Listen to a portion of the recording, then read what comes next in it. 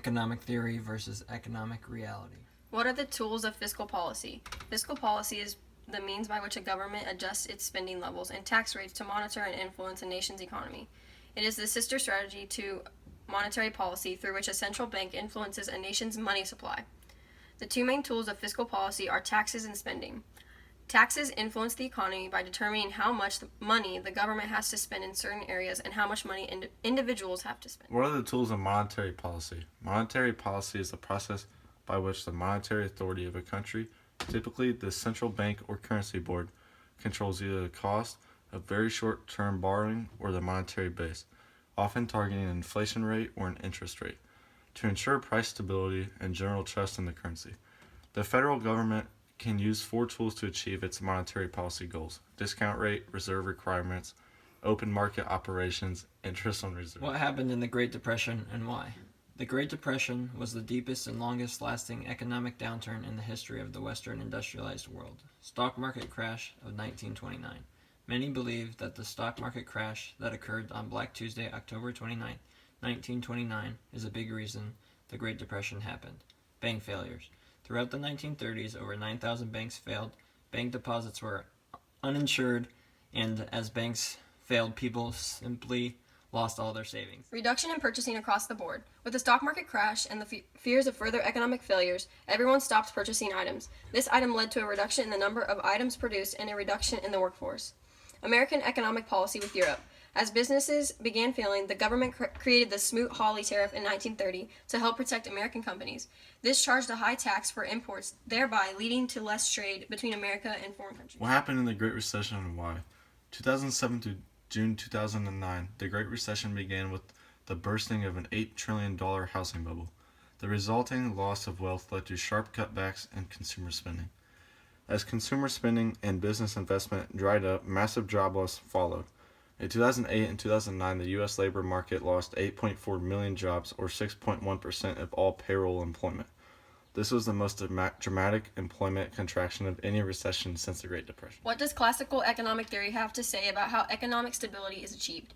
A theory of economics especially directed toward macroeconomics based on the unrestricted workings of markets and the pursuit of individual self-interest. Classic economics relies on three key assumptions: flexible prices, Say's law, and saving investment equality in the analysis of macroeconomics. According to Say's law, when an economy produces a certain level of real GDP, it also generates the income needed to purchase that level of a real GDP. The fundamental principle of the classical theory is that the economy is self-regulating. Classical economists maintain that the economy is always capable of achieving the natural level of real GDP or output, which is the level of real GDP that is obtained when the economy resources are fully employed.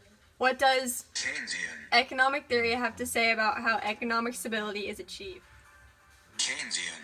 Economics is the economic theory of total spending in the economy and its effects on output and inflation. Keynes advocated increased government expenditures and lowers taxes to stimulate demand and pull the global economy out of the depression. Subsequently, Keynesian.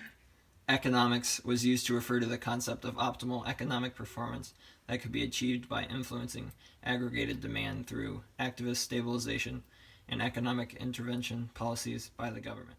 Keynesian. Economics is considered a demand-side theory that focuses on changes in economy over a short run. Which theory is best suited to solving the debt crisis and current economic situation, and why? Based on many sources, the best way to solve the American debt crisis and our current economic problem, the theory that seems like it would work based on the American way, would be the classical economic theory. This would be the best theory to choose based on America's way of living due to the free-based way of doing things. We as the United States would need to create free trade, competition, and free from government regulation as possible to solve the economic problem along with debt crisis in the United States of America.